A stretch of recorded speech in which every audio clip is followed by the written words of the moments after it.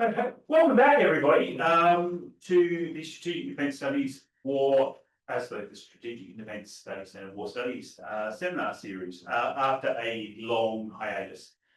So I'm glad to see you all back, both here and in the Headley Bull Centre and online out there in Zoom land.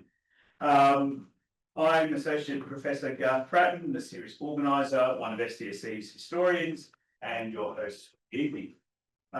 Before I introduce our speaker for tonight, I'd like to recognise the Ngunnawal and Ngambri people, the traditional custodians of the land on which we meet tonight. Our speaker tonight is an old friend of SDSC, Professor Andrew Stewart. Andrew is currently the head of conflict research at the Centre for Historical Analysis and Conflict Research, which is the British Army's think tank. It's based at Camberley, on the same plot as Sandhurst is, also where the Staff College used to be. And he's also a visiting professor with King's College London and an honorary professor here at the ANU.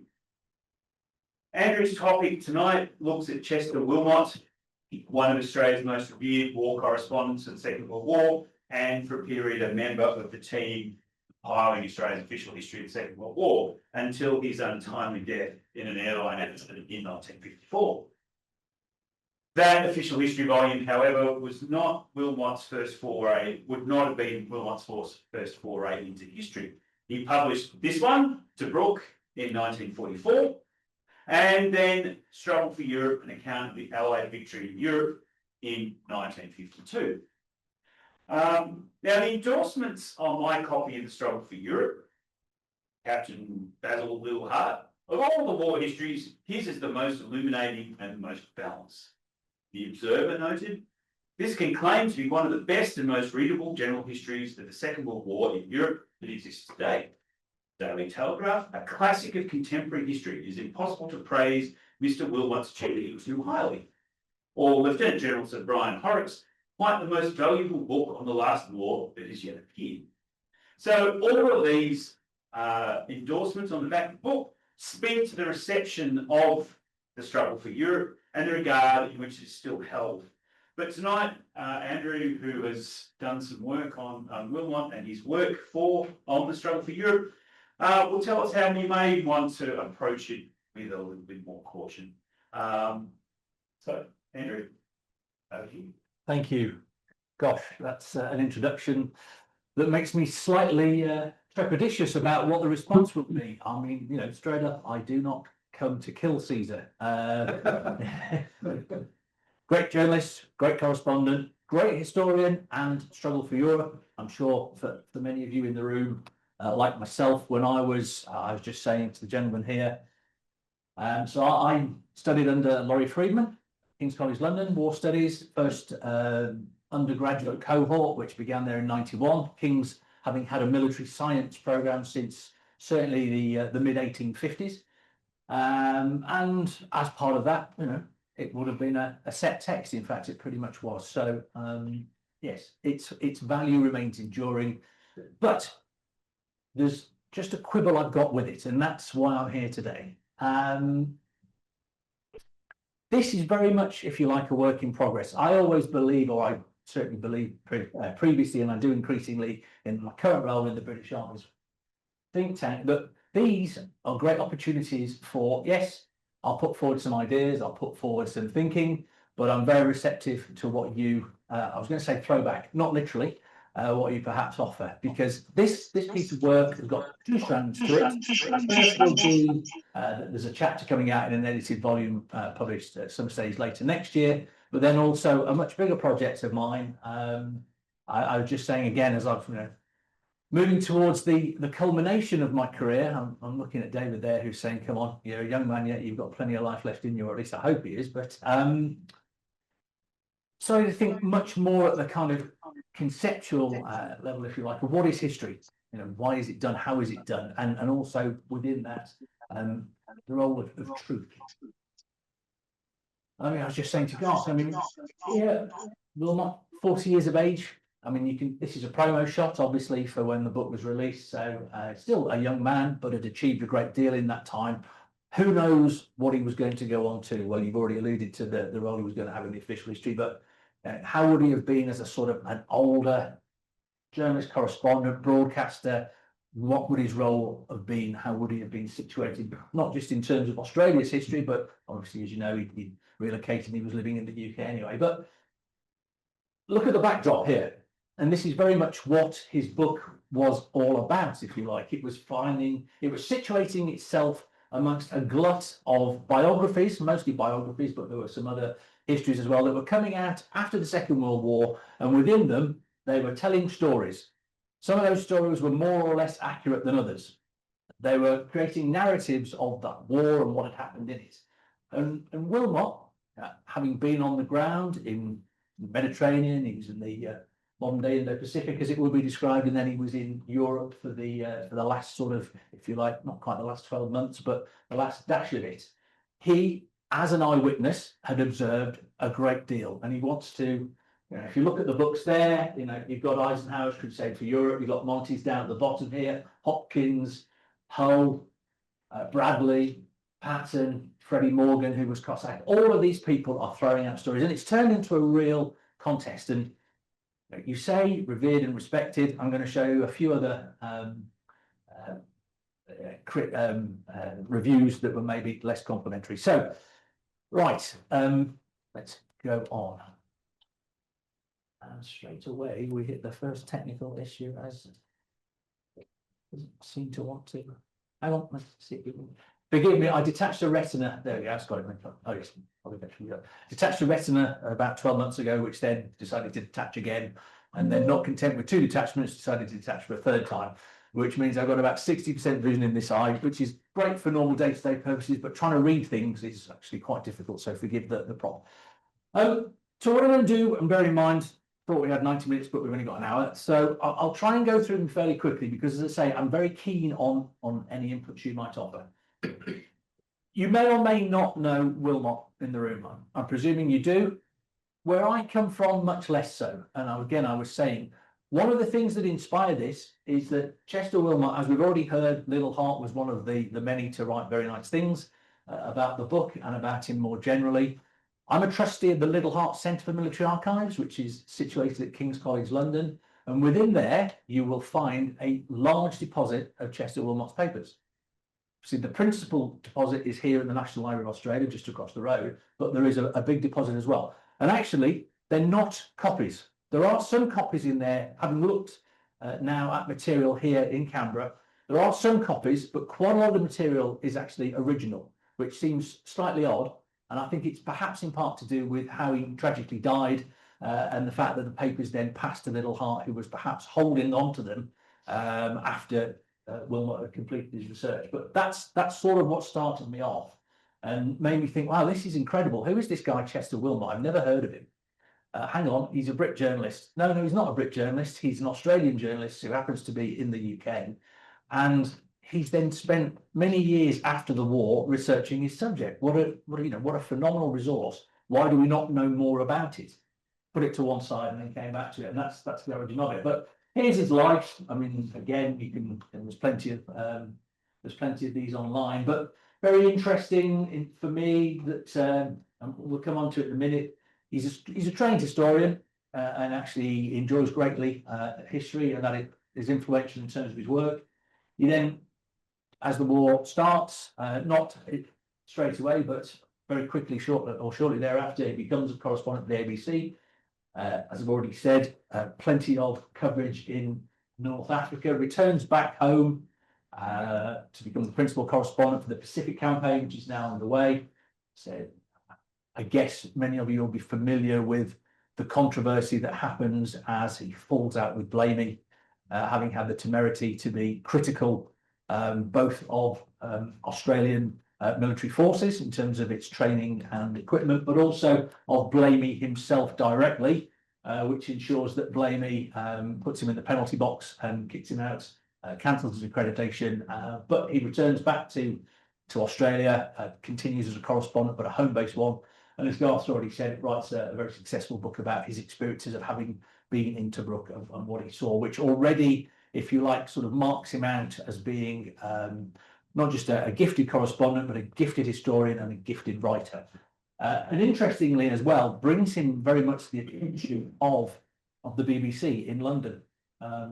He'd already developed quite a good network, and forgive me, sir, we talked briefly, but you as a correspondent, and I asked the question about correspondence and how you operate, but certainly from looking at this, having a network is integral to the business of being, whether it be a foreign policy or economic, but certainly being a war correspondent, you need to be able to tap in. You can't be everywhere.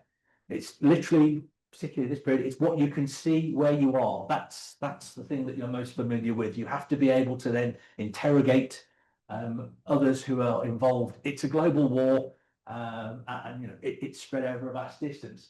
And he's been very effective in North Africa. A number of principals, Horrocks, for example, we've already heard, who writes very laudatory piece. I'm actually is a big fan, and they have a good friendship. But there's a chap called Monty, as Garth said. So I'm working for the British Army at the moment. My office at the old Staff College is Monty's office from when he was on the directing staff there. I do sometimes wonder if the spirit of him is still in the room or not, but it's a different story.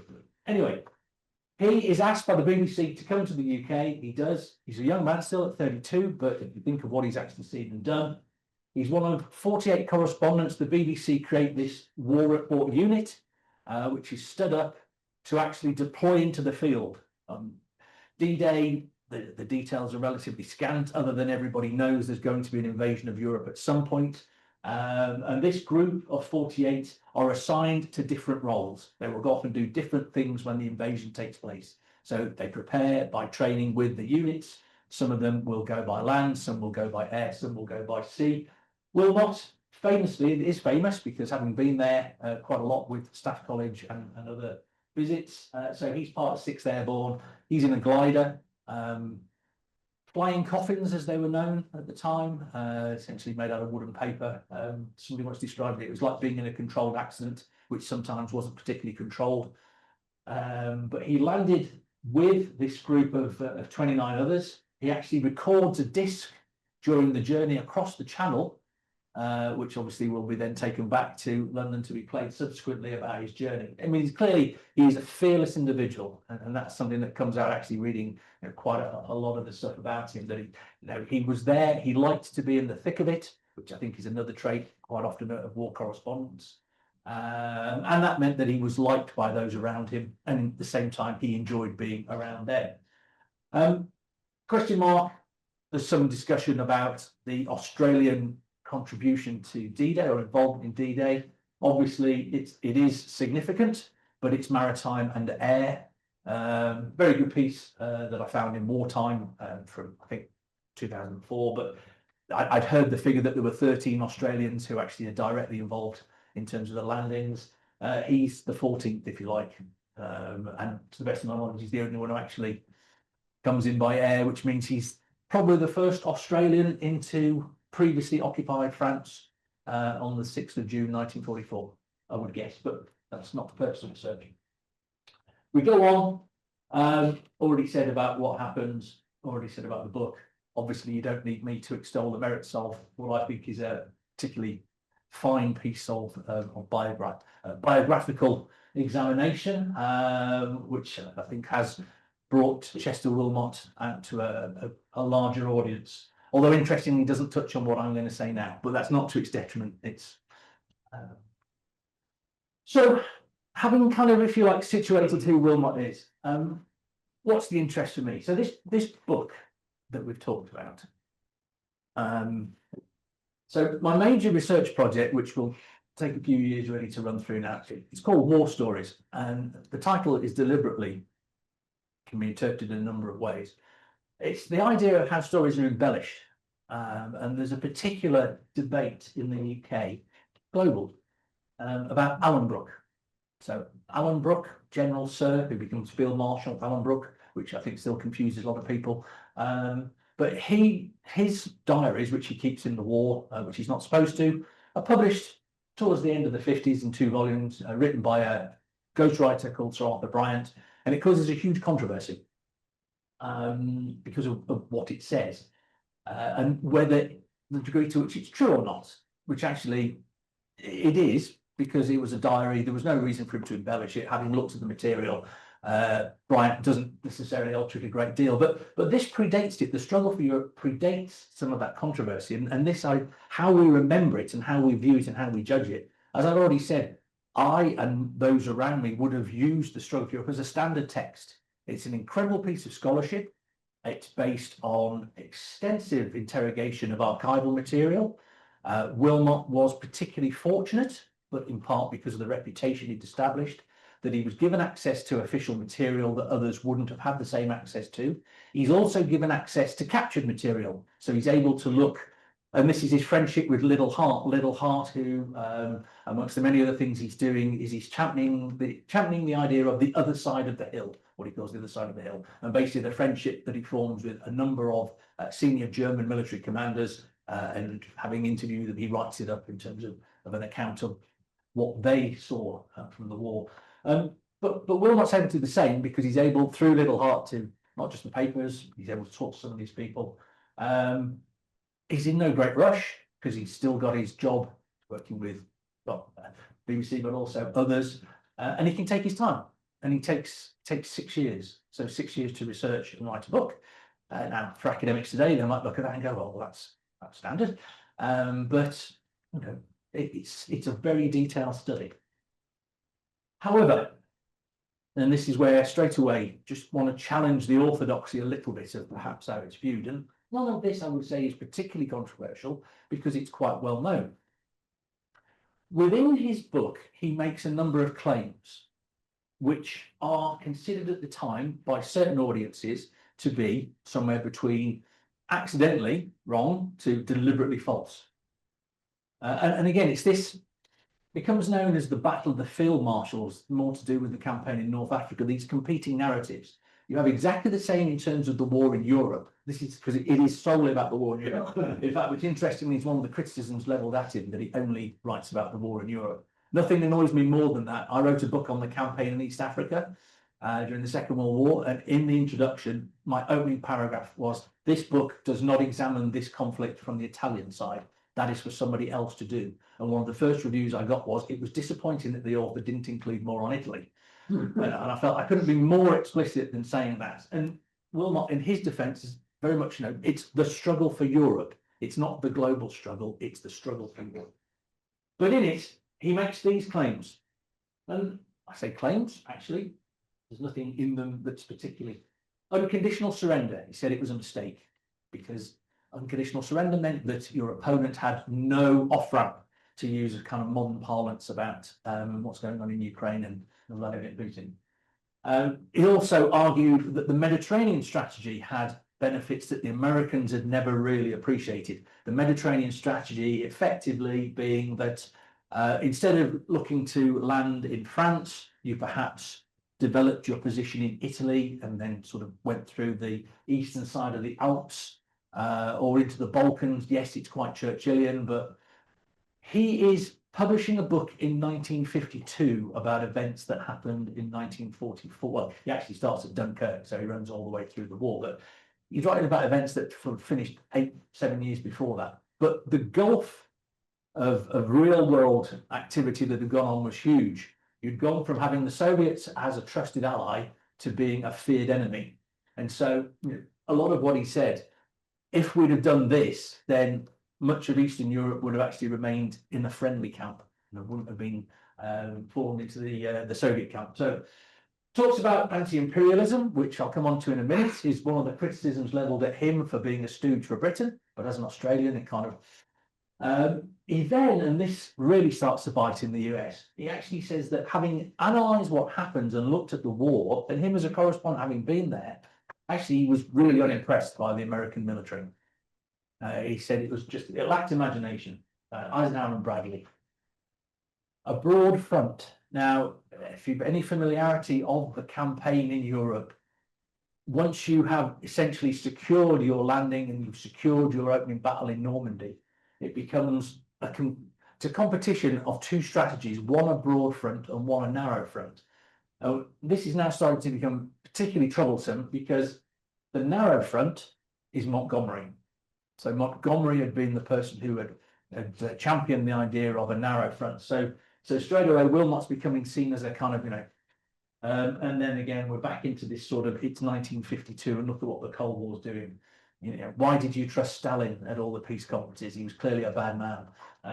So in the States, poor reviews, only sells 16,000 copies. I say only sells what I'd give for a book that sells 16,000 copies. But when you compare it to 150,000 copies, this is just the first run.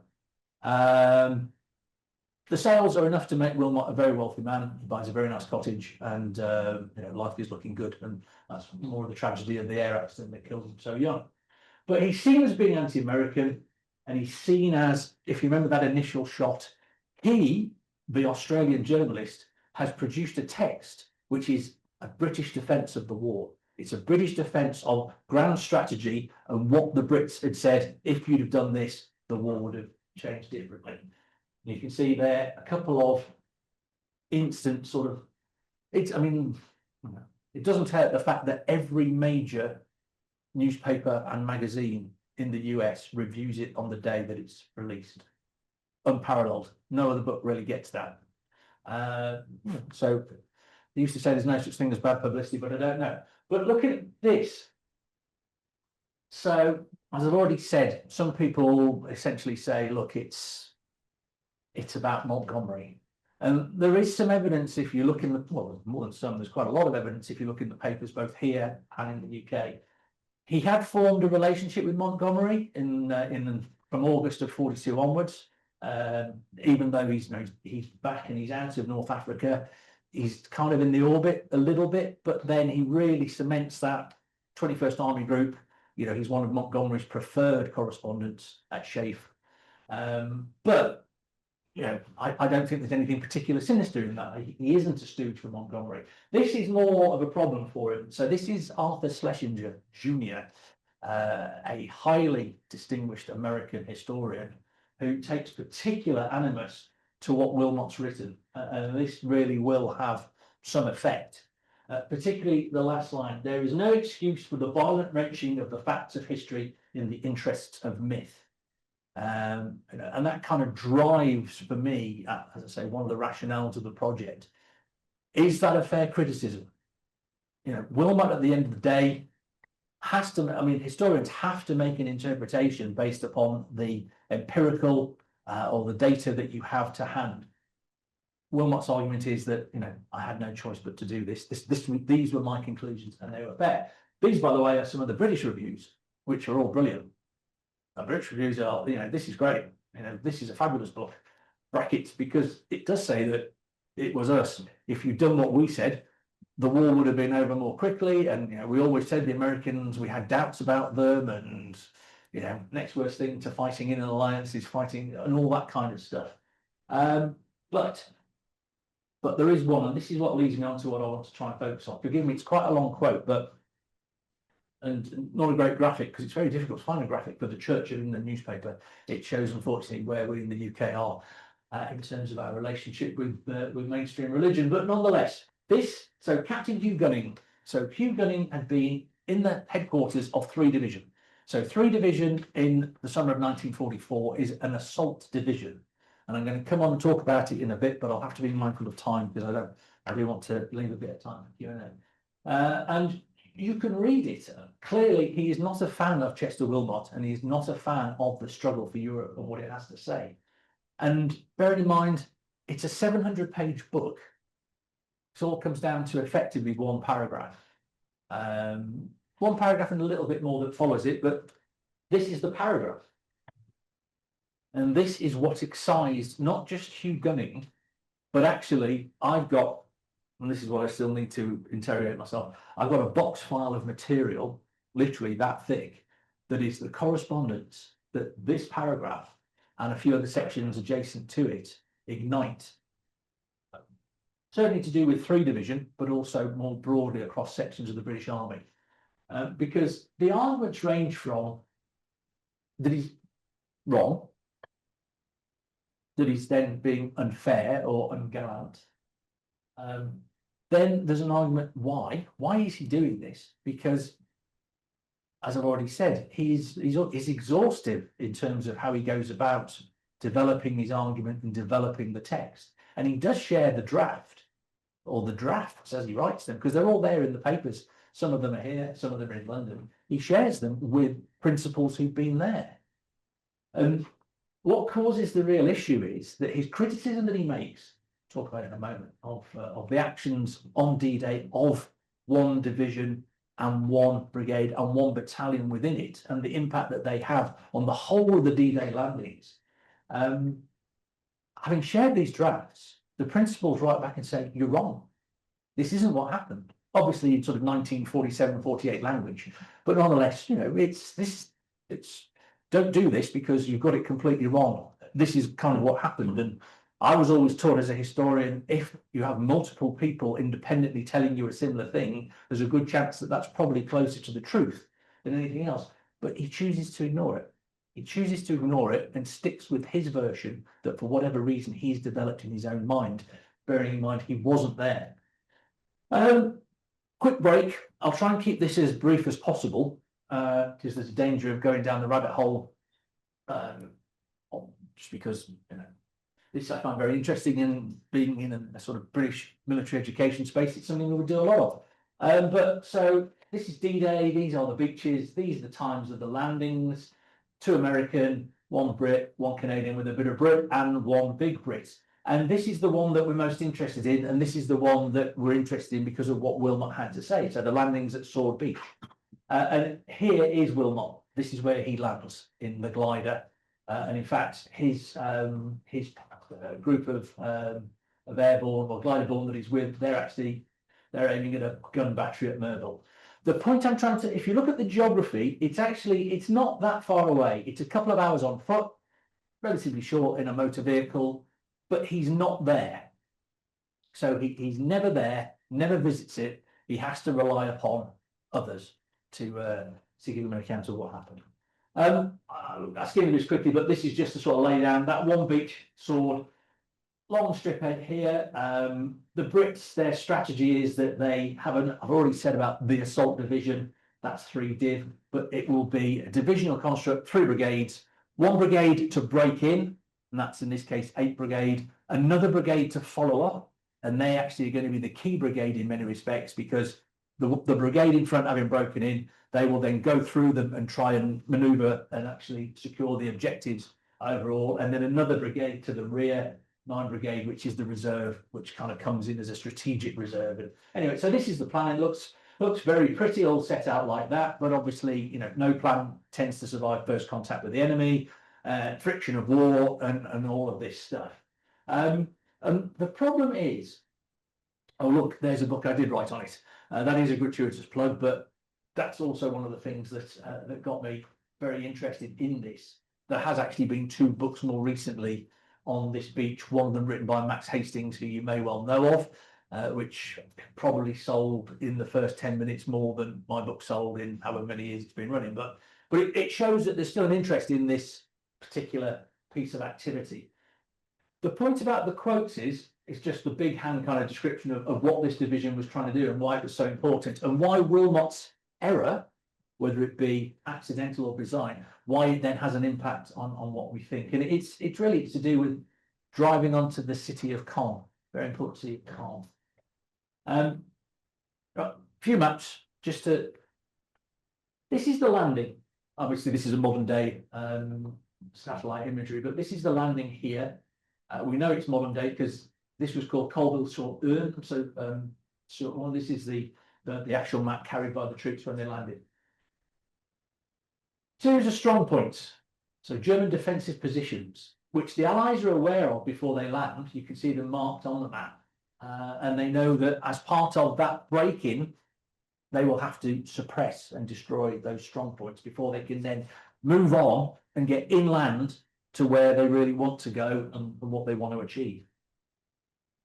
Here's the German map, contemporary map, taken quite early on the landing, again showing these particular points, along with all manner of other, the Atlantic wall that the Germans tried to build of defences, fixed defences, all the way going from the Arctic all the way down to the French-Spanish border.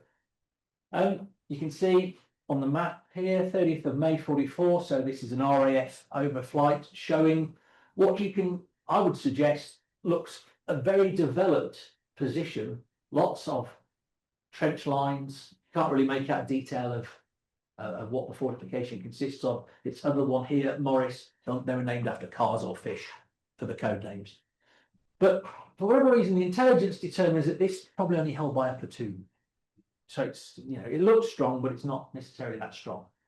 Again, these are the D-Day maps, the very famous maps that you can see they've been marked with don't land here because it will have anti-lidar landings, good for landing, the various, again, showing the granularity of what the Allies knew having built up their picture. But they're there, they're on the map. That's the somewhere, you know, we go quite a lot, in large part because of well, some of what Wilmot had to say, but also what he didn't say. But this is from the position looking down. The sea is there. This is where the Allied invasion comes in.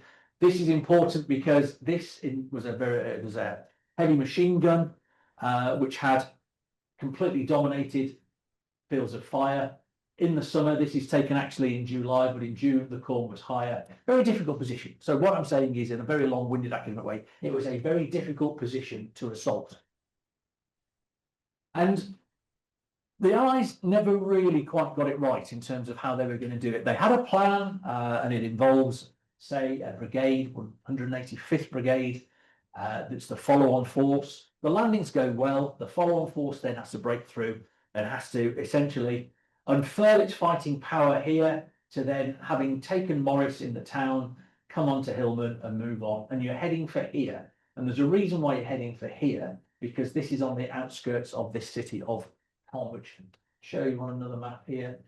So these are the woods. So we were up there. It's the edge of the map I showed you previously. These are the woods at Lebacy, marked on the actual combat map of 1944. And if you get through the Lebacy woods, the argument was you had a chance of getting into Caen. Caen was very important, a major city, one of 3 key targets on D-Day for the Allies, but also because you could potentially use the waterways to bring material in, trains, roads, all of that. Yeah. Good target, but what I suppose in the civilian world you'd call a stretch objective or a stretch target, because it's at a distance. So straight line from the landing to the woods, just short 6 miles. So to land against a potentially contested shoreline and then march or drive 6 miles inland to get to that position, having landed at 7:30, 8:30 in the morning, having then got there, it's another 2 and a bit miles into the centre of Caen. So you're looking at 8-9 miles. Achievable? Most of the principals involved, they were aware of it. The troops certainly weren't. They were aware of it, but they all agreed ambitious. In reality, unlikely. However, Wilmot sees it a different way. Oh, I put that in because, well, let's keep it, but it's to do with armour. And this was one of the things that, this actually is one of the problems that causes some of the delay. Hillman slows up the advance. You can't get through Hillman. You're supposed to capture it in 30 minutes. It takes you 8 hours. And that 8-hour delay, it's actually 8 p.m. by the time you've captured it in the evening or suppressed it. You've pretty much culminated. But at the same time, the Allies are very concerned that German armour will be able to get in and put a counterattack in. And this is actually a very famous action that doesn't really get enough recognition of where the armoured advance is blocked and forced to flank and then culminates at the coast. But this is Wilmot's problem.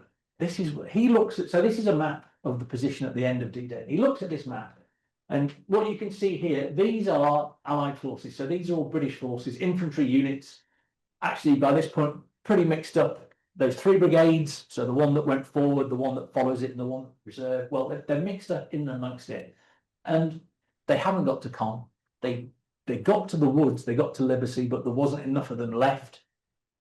Basically, they retired from there. And Wilmot says it lacks ambition. And so I've already sort of pointed to this grand strategic level criticism that he levelled, and that's the one that then causes the controversy for the book.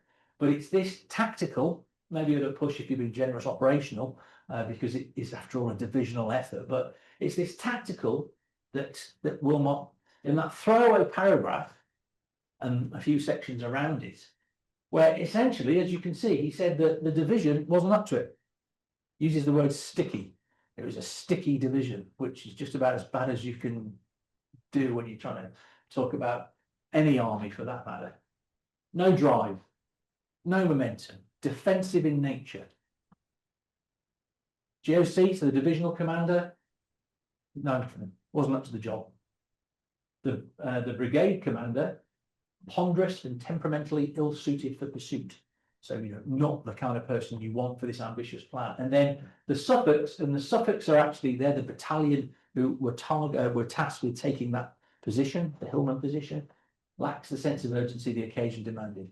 So in the space of a paragraph, so for when the book comes out in 52, the entire popular understanding of what happened on D-Day is impacted upon, and it changes. Copper Cass, the brigade commander, who actually had corresponded in detail with Wilmot in the late 40s and explained what had happened. I mean, have the material, have the responses from Wilmot thanking him for it and saying, I will now take this all into account and I will talk with others, and then completely ignores it. He can't really understand why this has happened, why he's done this, why he's chosen to attack his reputation, the reputation of his men, what have you. So I already sort of said some of the drivers of why the project and why I'll keep on going, but here was an eyewitness. So here was someone who was there, and here was someone who subsequently became sufficiently aggrieved to actually determine that he was going to try and make a correction, and he did. He wrote a couple of publications, and his research is important to this project, and actually was important to my past project. But Eric Lummis, another one, is a gentleman called Norman Scarf, who was the 3rd Division didn't have an official historian, but he did write a book called Assault Division, which effectively is an official history of it. And they were the ones, and again, this is what would have been interesting, that's maybe not the right word, but if Wilmot had not died in the air accident, what might have happened in subsequent publications, or if he'd not made a correction.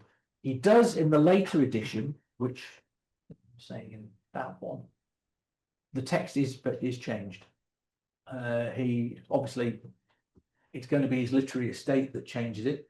I don't know why. Maybe they're less invested in it. Maybe they don't want some of the principles involved are threatening legal action, so maybe it's easier for them to change it. But so, and just as I sort of come to the end of my bit and then sort of throw it over to you and ask if there are any questions.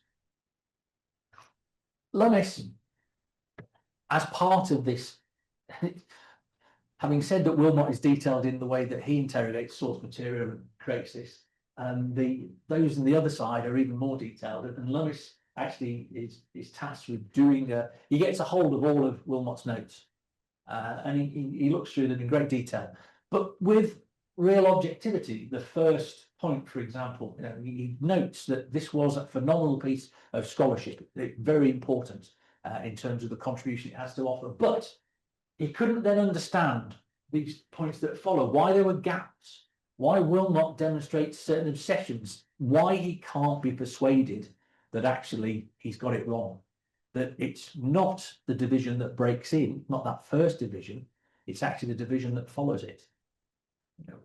War is an intimately personal business. Not just comes down to the actions of the troops, but it comes down to the actions of those that command them. They give them direction. They motivate them, they drive them on. And the commander of the follow-on brigade, a gentleman called K.P. Smith, Kenneth Smith, was not up to the job. But then as he digs further, he finds that actually Wilmot's, again, it's a 700-page book, and I absolutely understand. The coverage goes from Dunkirk in 1940 all the way through to the end of the war. So maybe I'm being picky, and maybe, that's what you need to say, Andrew, go away, get over it, mate. It's not that bad, but his actual knowledge is sketchy. The more you look at the material he uses and the conclusion he then makes. He never goes to Hillman, as I already said. He never acknowledges, so Hillman as a target was supposed to be hit from the air an hour before D-Day by American bombers. They get nowhere near it. so there's no air bombardment.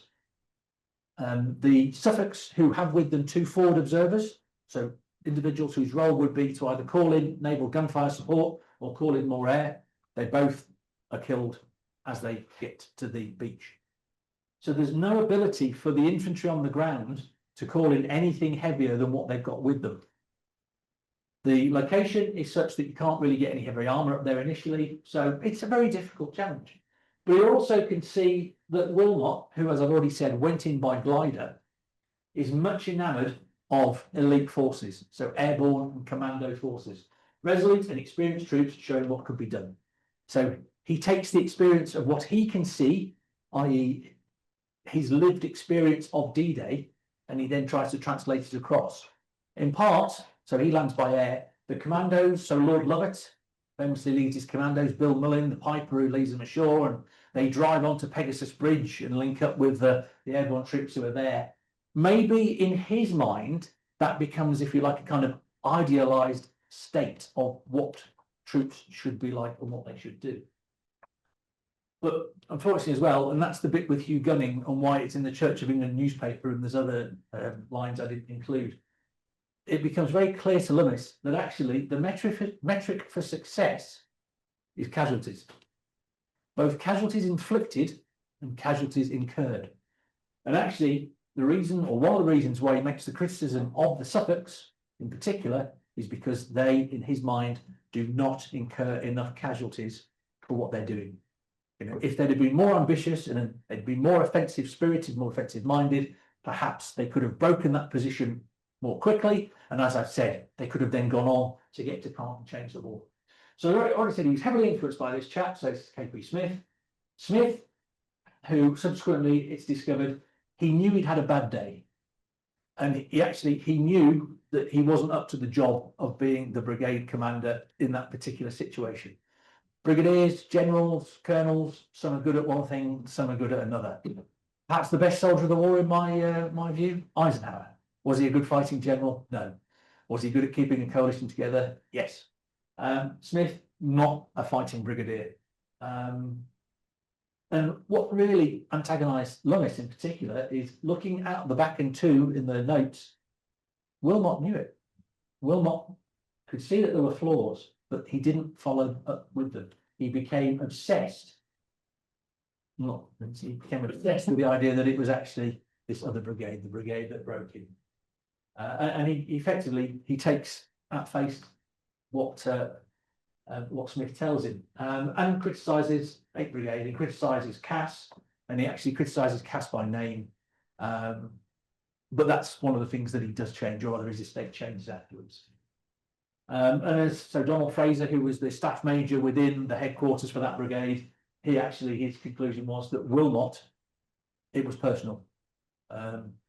Smith was renowned for being quite taciturn, very British. In fact, he was described as a Colonel Blimp character. But once you got to know him, he was a very different character. But for whatever reason, Wilmot formed this dislike to him. So here we go, the conclusion, last 2 minutes. And it is literally the last 2 minutes. Why is this important? Why do I think this is important? And I don't know. Okay, we're all familiar with that quote, which in reality almost certainly isn't the quote that Mark Twain said. And if you go to the quote that most likely is what Twain was saying, this for me, I think, A, is more interesting in terms of that sort of history and how it's formed, but particularly in this example, constructed out of the broken fragments of antique legends. And I think here is an example where, all right, albeit at a micro level, although it does make me wonder a bit more about if the rest of the text was to be studied in detail, what we might find. But at a micro level, Wilmot has, if you like, almost imagined what he thought happened. And I call it the Wilmot Ripple, because this is my real problem with it. And I already said, I grew up with this book as a set text. I then, going to the UK Defence Academy, used this as a set text. When I went on the ground with multiple groups of British and international army officers, I said, oh, and of course, Wilmot questions the degree to which here at this particular area, the division failed to achieve their objectives because they lacked ambition, they lacked drive, they lacked fighting spirit, and so I have almost become culpable by accident, not design, in repeating the error that Wilmot knew he was making. I've already said it damages those that were involved. Cass was absolutely, he was angry, but he was also saddened by the fact that he said, this was 1952, he said, up until this point, nobody's ever questioned the division. Nobody's ever questioned my brigade. That wasn't the reason why we didn't make it to Caen. We didn't get to Caen because it was too ambitious, it was too far. Interestingly, the only one of them who's sacked is Smith. So Smith's sent to Madagascar because everybody realizes he's a fairly useless brigadier. So if you then think about it, he has the most to gain from creating, if you like, an artificial memory of what happened. I'll keep on talking about Wilmot as a historian. We have this knowledge of him and the training he went through when he was at the University of Melbourne, where he was very good student, very capable historian. He has all this time to do the research. He has all this access to source material, but it's still in sections sensationalized. The role of the war correspondent, thank you for persisting all the way through. Maybe this is the one bit, but that's truth, objectivity. This was, again, a line described of in BBC accounts. Capacity for absorbing detail, preference for hard facts in place of hearsay, and then a good broadcasting voice, which of course helps no end. But my father says I've got a great face for radio. And then this final, if you like, this for me, this final quote, which again, I need to think these things through more. Nigel Tapp, he was a regimental artillery officer, so he's there again, another eyewitness. And this idea that Wilmot had already formed his opinion, possibly even as early as June 1944. There's some suggestion that he actually spent a lot of time with Canadian officers in the months that followed, and the Canadians had, they were not the biggest fans of the Brits. So he wasn't objective. He wasn't truthful. Don't worry about the long text. Just go to the bottom one. Carlo d'Este. So Struggle for Europe as a key text. Carlo d'Este as another key text. An American colonel turned historian writes a very, very good book, Decision in Normandy, which genuinely is and will remain. Hillman was the most formidable obstacle in the whole of Second Army area. So Second Army, the British force that's landing on those two beaches. For Wilmot, it's no problem. Couldn't understand why you couldn't march through it or bypass it, or why has it become such a big thing? So that's kind of where I'm at. And forgive me, that was a bit of a dash. And also, as I've already said, this is still quite nascent. I know that's tautology, but it is, because I've still got quite a lot of material to go through. And I don't know what I'm expecting when I go through it. I'm not trying to portray him as being Machiavellian, far from it. How can I say, on the one hand, the individual spends 6 years conducting the research, he produces a 700-page book, but it's got errors in it? Well, pretty much every history tutor I've ever had who's trying to educate me would have said, yes, you do the same mistake. But I think we need to recognize it, because already it has. I mean, other people have, but they still need to go a bit further. We need to make a correction. We need to think about these things, because if we're going to look at the history of this, if it's more than just sort of Saving Private Ryan or Band of Brothers or whatever it might be, if it's genuinely about trying to understand events, we perhaps need to then re-engage with some of whether it be this account or the accounts it subsequently spawned, and say, well, if you get it wrong at the beginning, you have this ripple, you have this cascading effect that then distorts what we know. So I'll stop there, because I'm mindful that it is that time.